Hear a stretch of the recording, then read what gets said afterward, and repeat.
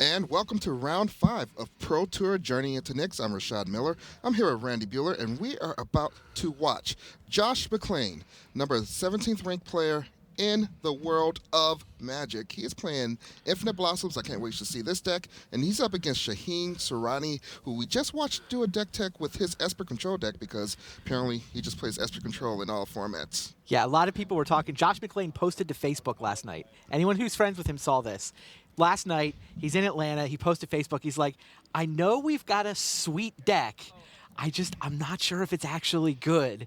I guess we'll find out tomorrow. You know what? That seems to be the way that this whole block format is going. Everyone's deck is sweet, but you know, they just don't know how good it is. Is my sweet better than your sweet? Yeah. And Thoughtseize is going to reveal. Ooh, we got This some one is sweet sweet, cards. right? Yeah, we got Kiora's some sweet cards over here. follower. Oh, follower Satyr, Kiora Elspeth. It doesn't look totally offline. The Kiora's follower, though, I don't know if Shaheen knows what's coming. That's the other interesting thing going on here. Josh McClain's deck, it is an Eidolon of Blossoms deck. Some people call it Enchantress because it feels like the old school Enchantress. Okay. Anytime you play an enchantment, you get to draw an extra card. Now, what Josh McClain does with all those extra cards is he gets either a Kiora's follower or a Voyaging Satyr in play. And then he gets a Nykthos in play, which can tap for, usually green is the thing that he's got the most pips of. Now, the key card that lets the deck go infinite is Thassa's Ire. So, And that allows you to untap your Voyaging Satyr or your there you go. your it can your tap or follower. untap a creature. Yes. So what you do is you untap either Kiora's follower or the Voyaging Satyr, whichever one you happen to have. That lets you retap the Nykthos, which, if things are going according to plan, has been enchanted by Market Festival so that it can make blue mana in addition to green. And now, if that Nykthos enchanted by Market Festival is making 7 mana, then Thassa's Ire makes infinite mana. Then nuttiness ensues, and there we have a Voyaging Satyr. So basically, he had redundancy on his ability to untap. So that's why we see the Kiora going to the graveyard from that Thoughtseize. Yeah, also it's possible Shaheen doesn't know what he's up against. Right, Kiora is the most objectively powerful card. Yeah, the combo does require an untapped creature.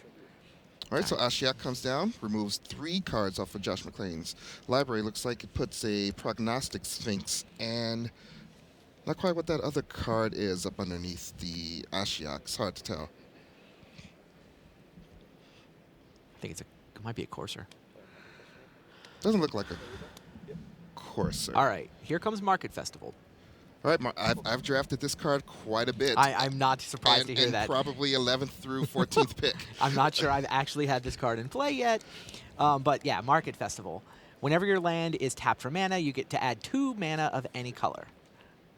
All right, and Shaheen continues to take the quote-unquote good cards out of Josh's hand. Right, so Thoughtseize gets rid of Elspeth, which everyone knows that Elspeth wins games. Yeah, I mean, she's just kind of there for value. I mean, Josh's deck doesn't have to go off with this infinite combo, but that's certainly it's kind of the way this game's going. I mean, look how much mana he has now. Yeah, right. Doesn't now, have anything to do with it, right? Yeah, he has 8 mana, and he has 2 more Kiora's followers in his hand. So if those come down, that's 12 mana that he can produce. But it doesn't do anything yet. That's always the fear with a brew like well, this. the mana is step 1. Step Yes. 3 is profit. Got it. So, you got to start with step 1 before you can, do your step 2. Oh, it was Eidolon of Blossoms that Ashiok had grabbed. That's what it was. And now Eidolon of Blossoms is, in fact, has turned traitor and joined Shaheen Soorani's side of the board. Not sure how many cards Shaheen can draw for that Eidolon of Blossoms, but at least got 1. Yeah, I mean, it cantrips by itself. All right, so a Sphinx and a follower comes down for Josh McClain. It's very fortunate. All right, let's go do that. I don't think he can draw a card. I don't think there's a single enchantment in Shaheen's list. All right, so Ashiok activation doesn't hit any creatures, so they just go into Josh McClain's personal exile zone instead of the underneath Ashiok exile zone. And we see the dueling Prognostic Sphinxes. So they're probably going to stare at each other for a little while. But this is going to give Josh McClain a lot of time to set up whatever combo he's going to try to assemble here. Yeah, I haven't actually gotten the chance to see McLean's list in action before. I mean, looking at the deck list, it's clear, that the face-to-face guys, they had brewed this up, and they thought, okay, Let's run it. I mean, at its core, it looks like a Bant-controlled deck, right? Yeah. I mean, it's got the Prognostic Sphinxes, it's got the Elspeth, it's got Kiora, right? It's got the ability to just play kind of a control game and scry and come up with value that way. So I answer whatever questions the opponent is posing. Yeah, and it looks like Josh's build is very hard on the enchantment theme because, Well, yeah, there's a pin to earth in his hand. Wow. That's a removal spell that Josh McClain is using in his block constructed deck.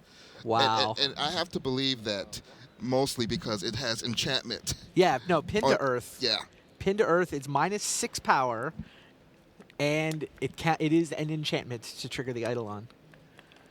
Getting the Eidolon of Blossoms stolen from the top of his deck by Ashiok was not really the way Josh wanted this game to go. This game goes very differently if Josh draws 2 cards off of the Market Festival and the Pin to Earth, which would just go on to anything that it could see.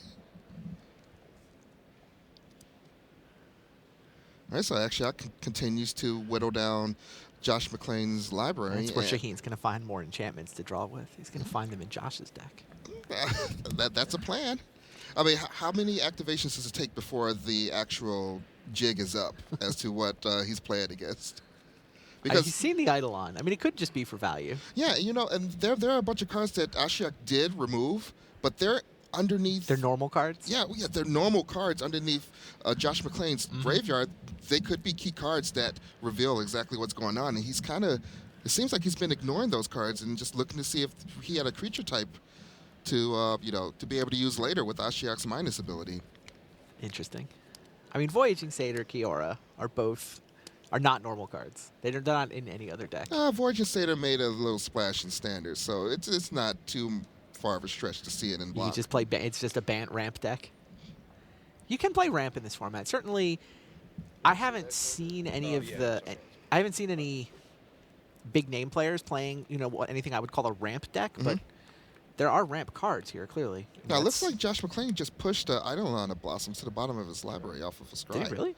Yeah, that's what it looks like off of the. Well, he doesn't want to temple. get eaten by Ashiok. I think you're just gonna see the top one. Okay, cool. Yeah, I don't even know how it works.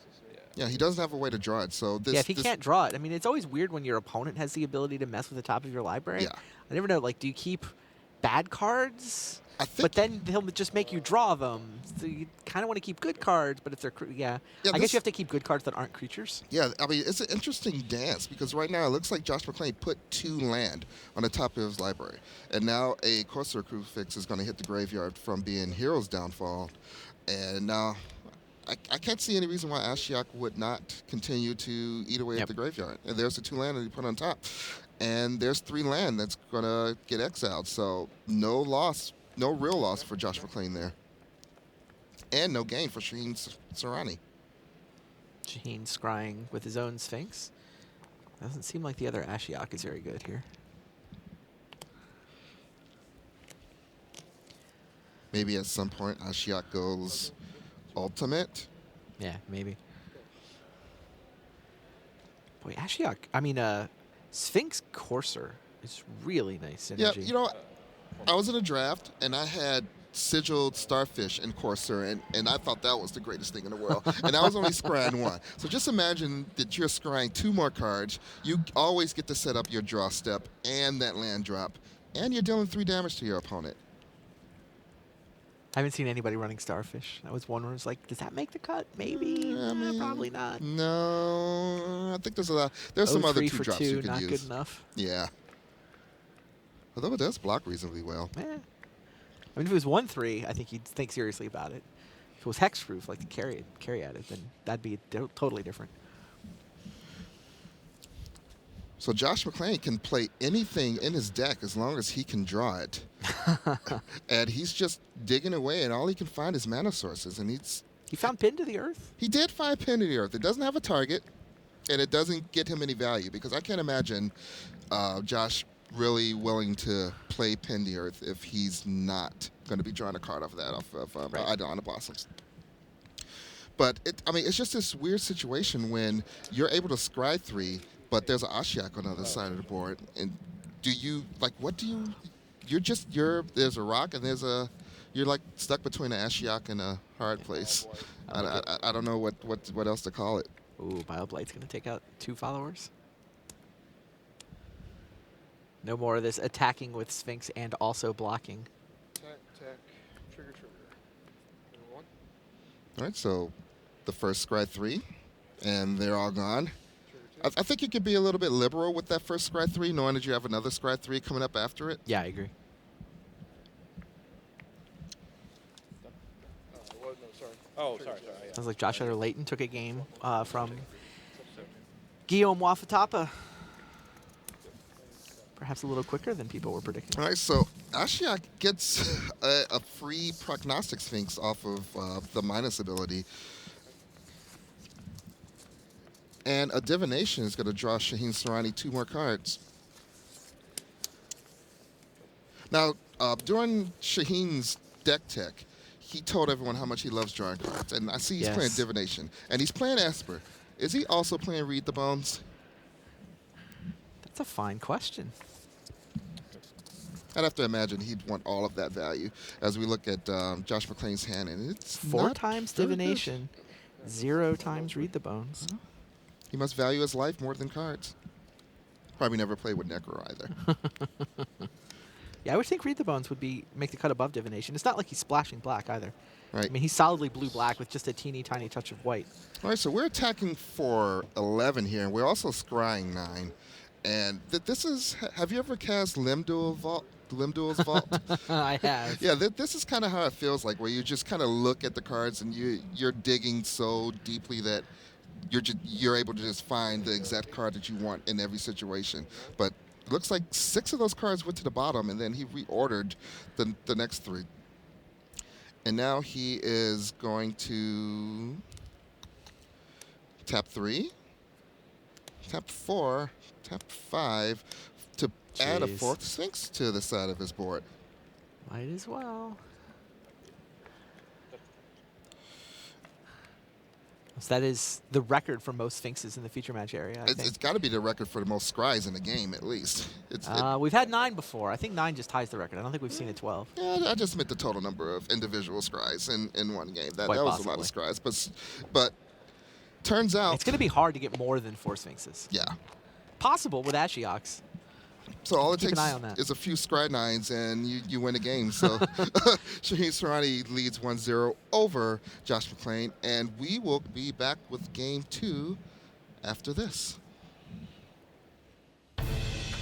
Possess the power of Vintage Masters. Available exclusively on Magic Online, Vintage Masters contains Black Lotus, Time Walk, Ancestral Recall, the 5 Moxes, and more. Magic Online Vintage Masters pre-releases start June 13th. What is up, everybody? Welcome to another episode of Limited Resources. I'm Marshall Sutcliffe, and I have a very special guest with me this week. You may know him from Tap Tap Concede. It's Graham Stark. Graham, welcome to the podcast. It's great to have you here. Graham? Graham, I don't have another guest. What is this? That's going to do it for this episode of Limited Resources. Please join us next week. Head to your local game store on May 24th and 25th for the Journey into Nyx Game Day. Play in a fun standard tournament and take the final step on the hero's path by defeating a god. Visit wizards.com/magicgameday for more information.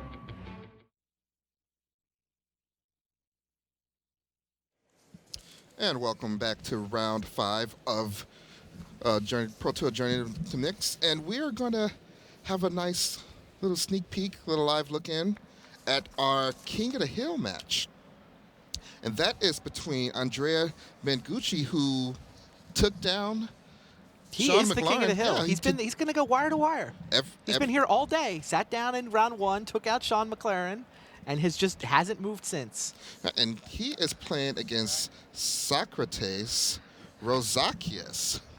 I'm sure I butchered your name, so when you go back and watch this this replay, please forgive me. But so we have a blue-black control Rosakias is deck. down to 2? Yep, blue-black control versus red-green Elspeth.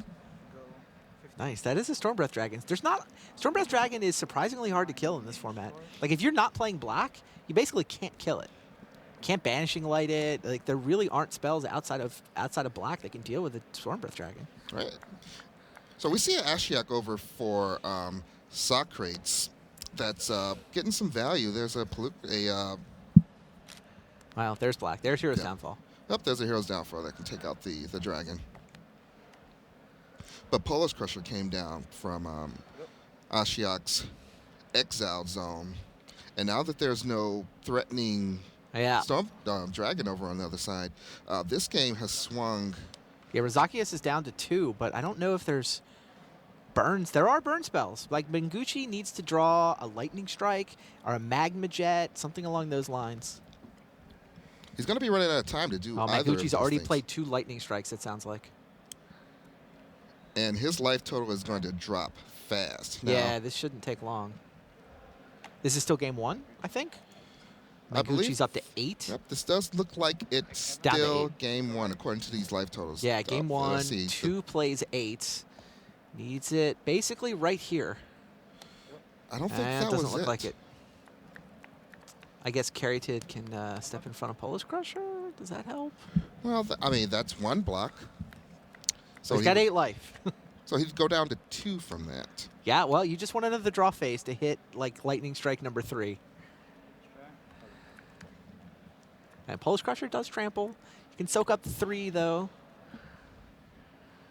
Going to soak up 3, so actually it's going to take It's hard. 7. It's hard to monstrous it in a non-red green deck at least. Yeah, I don't think Ashok has any way of getting any red or green mana aside from a Sylvan Caryatid. Off the top! What? Off the top! Off the top, the Lightning Strike. And you know what? That's how you maintain your King of the Hill. King of the Hill. Socrates Rozakias. Do you think he pointed to him and said, "I'm king"? You think he did it? You're going to come with the king. You best not miss. All right, so we're going to get back to our main feature match, which is Shaheen Soorani going up against Josh McClain. And so this is a matchup between Esper Control and Infinite Blossom. So we got Control versus Combo. Game 1. Combo got one half of what it needed, which was the He stole the Eidolon of Blossoms. He did steal the Eidolon. Ashiok stole the Eidolon, and Josh McClain never really got much of anything going. Right. I mean, Josh had a bunch of mana that was going on. And just couldn't get any cards other than, other that's mana true, too. sources that were in his. And Shaheen just did what a control deck does, draws cards, scryed a bunch, got all the cards he really needed. And we take a look at Shaheen Soorani's stats here. 30 years old, 65 pro points. A lot of money, $13,000. Yeah, he's been on and off the Pro Tour. I mean, he's definitely played more than his fair share. Hasn't managed to stick for a long stretch of time. Josh McClain, relatively new to the Pro Tour, but has gone straight to the head of the class. Yeah, he's already on our top 25 rankings, as you can see right there. He's number 17, especially off of great showings in the last Pro Tour and the following GPs. All right, so Thoughtseize from Soorani. Bow of Nylea, probably not what Shaheen was expecting to see a lot of. Clearly, you just take Eidolon here, right?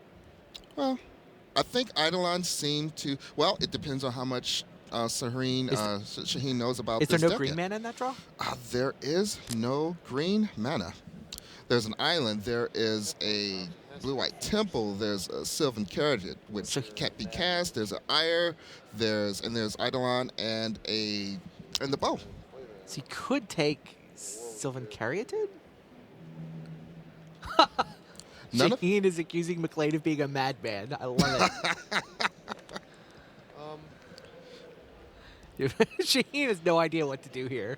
Why is Bow of Nylea in your deck? Well, What is going on? Hey, we saw Bow in the sideboard of a modern deck. Yeah, to be clear, by the way, we explained the infinite combo, right? Yes. If you have Thassa's Ire and, Nykthos with Market Festival, you can make infinite mana. Well, what are you going to do with your infinite mana? How are you actually going to win the game? He's going to win the game by putting +1/+1 counters onto his creature infinitely many times with Bow of Nylea. Right, because you also get infinite untaps. Infinite of untaps, yeah, exactly. anything you want, as long as you have a follower. Yeah. All right, so the second blue-white Scryland comes down, and then the Ire hits the battlefield, which probably isn't going to do much. Although it is a quasi-answer to Prognostic Sphinx, because do you really want to discard a card to 4 of your opponent's For mana? hexproof? Wow. It doesn't work anyway. I mean, even if you did discard, you have to tap it as part of the Prognostic Sphinx's Wow, resolution. that's actually a really good answer to It that. does. It beats Prognostic Sphinx. I had not put that together either. You're absolutely right. Wow, and if Josh McClain's deck can do anything, it's make a bunch of mana to be able to at least handle 2 of those Sphinxes easily. Was Shaheen supposed to take the Thassa's Ire? I mean, he took Caryatid, which is very reasonable. And there's an Eidolon, which is going to get dissolved. Okay. Yeah, that's why he left Eidolon. He just figured he could counter it. Yeah, so Scry 1 puts that card at the bottom. She picks up a land. He always wants his land drops. That's what control decks really need to do. The fact that over half of his land Scry is going to increase that possibility of always having those land drops. Yeah, you want to speak of madmen. Shaheen Soorani is not comfortable with 12 temples. Not good enough. We need 2 12 off-color. temples, got to put some off-color temples in the deck. Need more Scry lands. I don't see why you stop at 14. McLean's hand is not exactly what we call good right now. It's not, but he is ready for any creature that tries to attack him. Well, block him more like. Attacking creatures gain Death Touch. Well, I was thinking more for a mana open and an iron. Oh, yeah. Yeah, he can tap anything with the Ire. Draw and dissolve, you dirty dog. Dirty dog.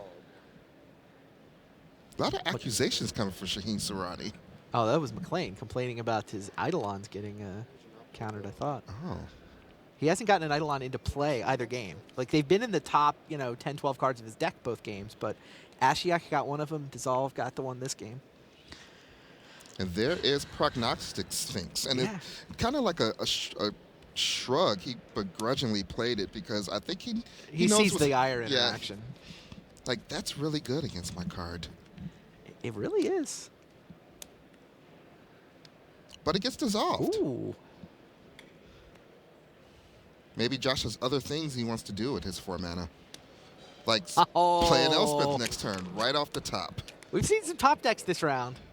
You know what? It's not quite Lightning Strike for the win, but This is a format full of Scry lands and very powerful spells. So either we're going to see a Scry land or the spell that someone casts is going to be powerful. Now, in all fairness, Josh McClain's deck has Pin the Earth and Cura's Followers and things like that, which aren't as powerful, more synergistic. okay. But, he does play the Elspeth for value, so it's nice to see that one come off the top.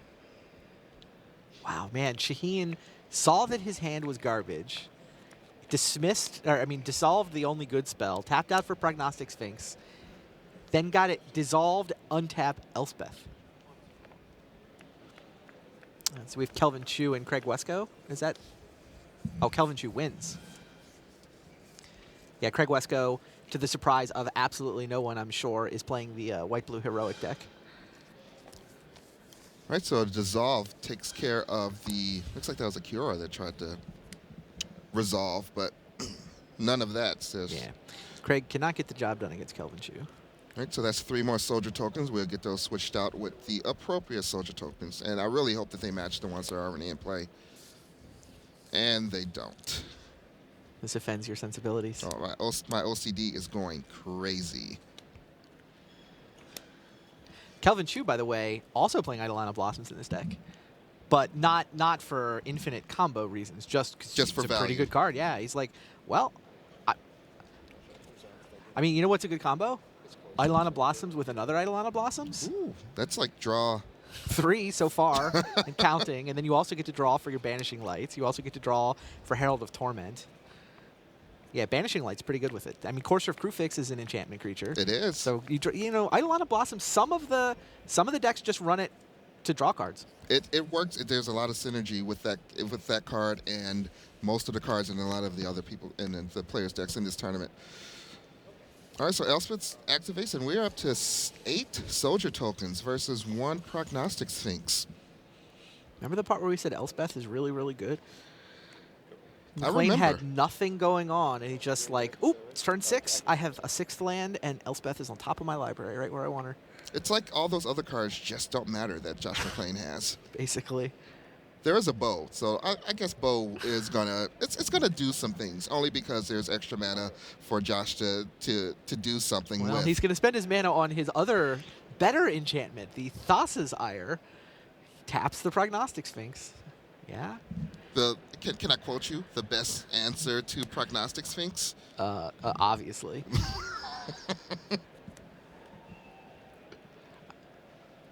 So what I mean, else? it might be the second best answer in the format, short of Arbor Colossus blocking. That's probably true. Right, so I can't see why Josh McClain would not continue his trend of attacking with all of his soldier tokens. Well, does he ultimate Elspeth is the question. If he ultimates Elspeth, then it's lethal, There's a lot of but black he loses mana. the Elspeth. There's a lot of black mana over Yeah, there for exactly. Shaheen Bile Soorani. Blight would be a complete blowout. He's going to risk the Bile Blight blowout. And it's there. And this is in response to the ability, but that doesn't even matter. Well, I guess it does matter, because that now the bow cannot save one of his tokens. But still, Wow. it's still a blowout. It's a complete blowout. So all of those tokens go bye-bye, and all we have now is a Voyaging Satyr, which is eventually going to be, it's going to be a 2/3 Voyaging Satyr at the end of this turn. I have to believe, because of the one of the many activations of Bow of Nylea, bows being the most versatile weapons in the hunting world. Yeah, I'm not sure that Josh... I think Josh thought the bow might be able to save... I don't know. No, yeah, Bile Blight's just a complete blowout there. Yeah, Bile Blight still kills all of the other ones. Exactly. Yeah. I might have been tempted to hold on a turn. I think the 1/1s were doing just fine. Just making more 1/1s. Right. So Voyaging Satyr gets in there. I don't think it has a counter yet. Okay, now it gets a counter. It's +2/+2. Elspeth. Oh yeah, you're right. Oh, he still has the Elspeth. He still has the emblem, yeah, right? he still has the emblem. Elspeth So that- going ultimate means that is a 3/4 Voyaging Satyr, which is Right. now a Yeah. 4/5 thanks to the counter from Bow of Nylea. So Right. it's going to kill in 3 hits. Yeah, we do have emblems, so let's see if we can get an actual Elspeth emblem out there on the battlefield. Because Silence the believers on the Voyaging Satyr. Too good. Go away. And that Ire is making... Yeah. It's doing work. The Ire is against doing that. work. It is doing work. But is that a Hythonia?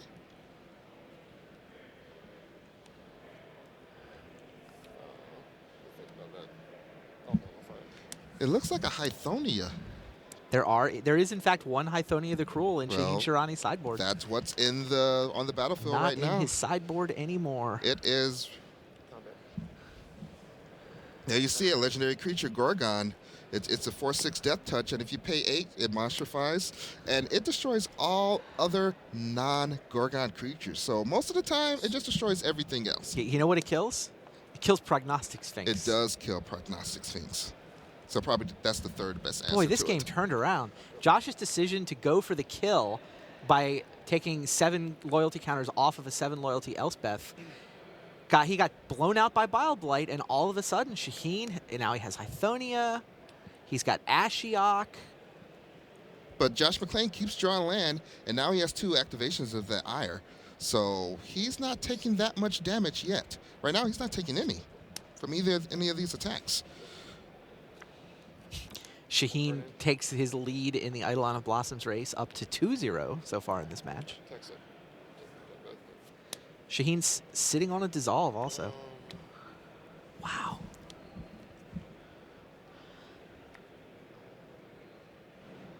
I don't think Josh is in the worst position, because either he's going to draw some type of, business spell, or he's going to draw more land. If he draws more land, then eventually he gets to the point where he can tap multiple things and start activating Bow of Nylea to gain life and put, more business spells back in his library.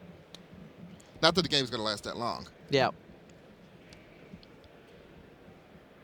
So Kira's follower comes down. It's normally a 2/2, but thanks to that emblem, it is a 4/4, and I believe it flies also, That's true. which means it's able to at least Block step in. Prognostic Sphinx. Yep, it's able to step in the way of that Prognostic Sphinx. In fact, it'll pick up a +1/+ counter from the bow, and then it can kill a Prognostic Sphinx.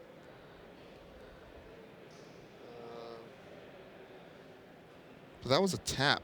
Yeah. on the Prognostic Sphinx, which was really the only profitable block that he had. Wow. Which is interesting. And Silence the Believers on Kiora's follower. Yeah, that's just going to exile it, so it doesn't even matter anymore. Josh's going to take all of that damage.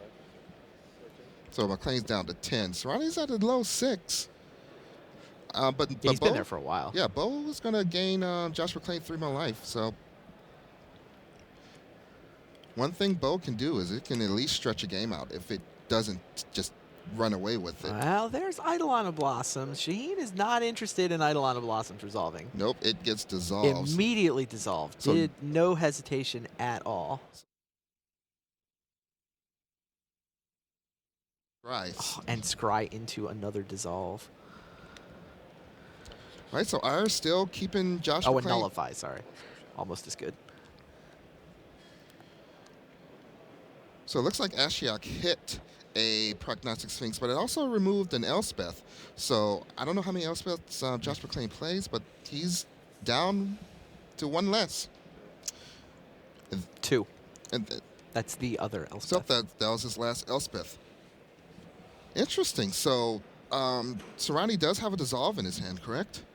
He has a nullify. He has a nullify. Okay, so that's why Kiora. Yeah, that's how Kiora got into play. So Kiora is going to bubble, quote unquote, the Hythonia. So now Hythonia does not deal or receive combat damage.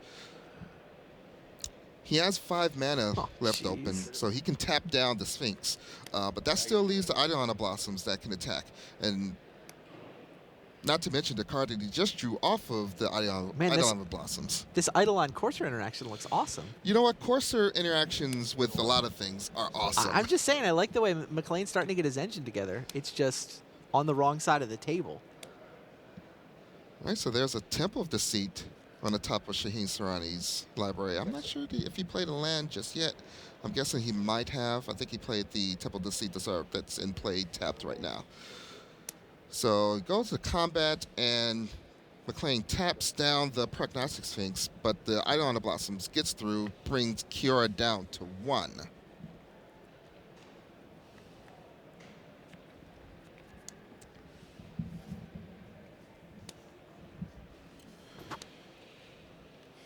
All right, so there's a Sylvan Caryatid, and Shaheen just shakes his head and says, no, Nullify. You can't have anything.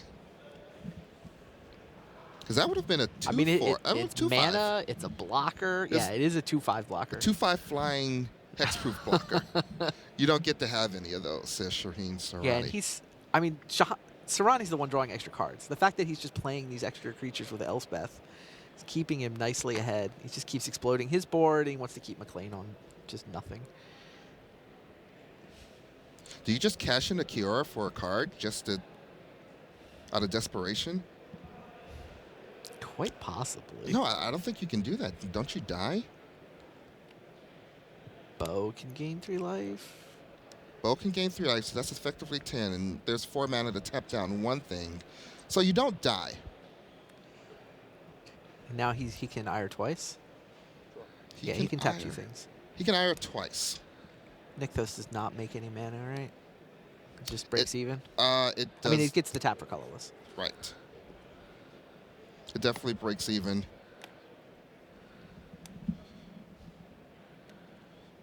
So there's a divination sitting on top of Shaheen's deck, and Ashiok is going to +1, and it's going to remove a forest, a dissolve, and another dissolve. I think Josh is happy with that one. He doesn't want to see dissolves right now. He's way too far behind. We go into attacks, and Ire is going to activate, targeting the Prognostic Sphinx, and it just taps the Hythonia. So in for 4. That's going to bring Josh down to 3. Doesn't have mana to activate the bow to gain 3 life this turn, so let's see what he drew. He drew a white card. If he's going to have an answer to this situation, it's probably going to come as a white card, but I'm not sure which one that was. It might have been Banishing Light. Didn't get a good look. But 1 Banishing Light may not be enough. I don't think our spotter got a look at it either.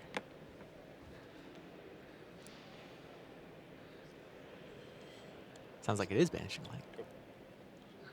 So Josh can gain 3 life and tap 2 creatures. So he's not dead. He's not dead just yet with what's on the board. Yeah, he's just falling further behind every turn, though. Divination. So draws a dissolve and draws another divination. I can't imagine that Shaheen doesn't just fire that one off as well, especially that he sees an Elspeth on top. I don't think he played a land this turn, so he could go divination Elspeth with a land drop.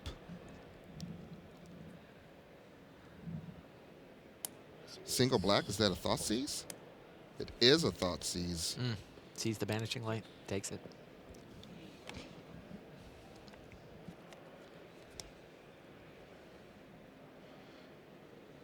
So Shaheen can't quite close this game out this turn, but he's just way, way far ahead. McLean can what, tap 2 and gain 3 life? He could tap 2, gain 3 life, so it would put him up to 6, and he would take 4, so he'd go down to 2. So he has, I think he has another turn to do this, given it if this board stays exactly the same, but it didn't. He was able to play the Corsair Crucifix off of Ashiok, which drew him a card from the Blossom, and now he's gonna just. Oh, he's not gonna ice the game with the Elspeth yet. He's gonna draw cards. He's gonna. He's gonna ice it with these 2 heroes. I mean, if you had the downfalls. choice between not playing Magic or playing Magic for another turn and drawing more cards, don't you want to just stay on camera and draw more cards? I like playing Magic, and this is probably a more solid play. We actually should have the top of Shaheen Soorani's library revealed. Yeah, but they missed it after the divination. Yeah, probably won't matter much. Right, that's the other reason not to play Elspeth is he's got the dissolve to counter whatever Josh McClain does, and there was the handshake. Up, and that's it. Shaheen Soorani wins 2-0 over Josh McClain. I was really hoping to see some infinite blossoms. You know, That would have been fun. Some large amount of blossoms. You know, just some arbitrarily large amount. Doesn't have to be infinite. Jury's still out, I think, on whether that was a sweet brew or it doesn't actually work. Well, it seems like he drew his cards not in the best order for what he needs to do. You really want, I guess, you want some mana. You want some mana, and then you want some card draw. And his first hand was just all mana. Right. But you can't really throw that back, right? No, I mean, I think that for that deck to actually work, you have to resolve Eidolon of Blossoms. It helps a lot. Like, you have to resolve Eidolon of Blossoms, or the deck doesn't really work. I mean, you can try to impersonate a bank control deck. And to be fair, he almost won that game just off the raw strength of Elspeth. Yeah. So that was close. So maybe he needs more Elspeths? I don't know. I mean, that's... At some level, you could just play a control deck if you want to. One other result, by the way, we didn't get to see. They had just finished at about the same time. Mengucci, still king of the hill. Still king of the hill. He dropped game 2. He came back to win game 3. It was ending just there, so we didn't get to see the end of it. But yeah, Mengucci holds on. He's been in the same seat, the same table all week long. He's so been far. sitting on the same side of the table too. Oh yeah. No, he picked his chair and he's like, I'm sitting here the rest of the weekend. He's actually still sitting there right now. He actually doesn't get up. Doesn't get up He between just rounds. stays there, and I think lunch. I think is he brought wanders to him out too. to talk to his friends. Every now and then he'll get up and It's talk. not just like sitting there alone waiting for them to pair the next round. No, not usually. All right, so we're gonna send it to the news desk now, so we can find out what's going on the scoreboard. So take it away, news desk. Hi, Rich Hagan here, trying to take the news desk away, but it's not budging, so there we are. Yeah. Welcome back to the news desk. 5 rounds gone, 3 still to go here on day 1. We will do it all again on Saturday. 3 rounds of draft, 5 rounds of block constructed. First, you have to get to 4, 4 or better to make it back in to day 2. Eventually, we will cut to our top 8. Preliminary, very tentative suggestions are because we have less than 350 players or so, it means that 12 and 4 are going to be right in the mix, according to tie breaks, for the top 8. So we may well see coming down the stretch players thinking that 12 rather than 12 plus is their goal for the top 8. That could make the last couple of rounds super interesting tomorrow evening. Meanwhile, let's see what else I can give you. Patrick Chapin, he was a winner over Timothy Thomason. Also, ask us anything. Ask us anything. Anything at all. We can't guarantee to answer anything, but we'll see what we can do. If you want to use the hashtag PTJOU, that's Pro Tour Journey as it were, hashtag PTJOU, ask us anything. There you see it. We want to hear from you.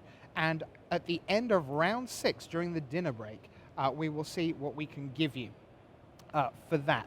So we have Luis Scott Vargas coming in to answer some of your questions. We've got Zach Hill from Inside R&D. We've also got Marshall Sutcliffe will be with us coming in to see his impressions of the first day. We've got lots of great questions for him already, I know. And I'll be here kind of ring mastering it all. So join us for that. Meanwhile, let's see if we can take a look at our Select 3-0 scoreboard. We had 43 players come into Block Constructed with a perfect record. And here are some of the players who we just selected 20 of the best known of those. On the bottom right, you've got players whose results are waiting to go into the system. Andrea Mangucci, the King of the Hill, has just won, as we heard. He is now 5-0. Jamie Park waiting for his result. Reed Duke, Li Shichan and Robin Dola are at 3-1 waiting for their results. Now Fabrizio Anteri, the Venezuelan, he has lost twice now in Block Constructed, so his deck is not yet doing the business. Likewise, Lars Dam. Now, people saying, got a question, not for Ask Us Anything, just a question of, hang on, Lars Dam, is he really from Thailand? Well, he's Danish. He's living in Thailand right now, so he's representing Thailand at 3-2. Wafatapa, we know, just lost to Josh Utter-Leighton at 4-1. Gadenis Vidugiris 4-1. Martin Muller, the Danish 16-year-old, I'm not quite sure what Wunderkind is in Danish. Wouldn't surprise me if it's Wunderkind, to be honest. But he is at 4-1, just 16, and really doing the business. Then we have Rob Doherty 4-1. BBD had his first loss of the weekend. Brian Bourne-Duin, but he's back at 4-1, having won this round. Eric Froelich is at 4-1. He lost to Darwin Castle, who is at 5-0. And the double act of your move games, Rob Doherty and Darwin Castle, my goodness me, they're putting runs together. One loss between the pair of them in 10 matches. It's like the old days. Talking of the old days, some of the people at 5-0 you see there, Josh Utter-Leighton, Ellie Pichon, a contender for Rookie of the Year recently, Pro Tour Amsterdam champion from 2010, Paul Rietzel. Todd Anderson, making by far his best start to a Pro Tour. He averages round about 48-49% through a succession of Pro Tours. He is obviously batting perfection right now. So that's where we are. Select 3-0 players. We'll update the master scoreboard as the day progresses. As I say, 43 players came into Block Constructed with perfect records. You roughly halve them each round. 20, 10, 5, 2 or 3, and probably at the end of the day, one player will be 8-0. Pro Tour Born of the Gods, that man was Michael Hetrick. It wasn't enough to see him into the top 8 when the dust settled on Saturday night. So we'll see who carries the crown heading into day 2. But the good news is we have a player at the wall ready to share the insights into his deck. Well, last round we showed you that there were few certainties in life, but Shaheen Soorani playing control was one of them. This round we're going to bring you another certainty. Is white a magic colour? Is Craig Wescoe breathing? Then this deck tech will be Craig Wescoe talking about white cards now.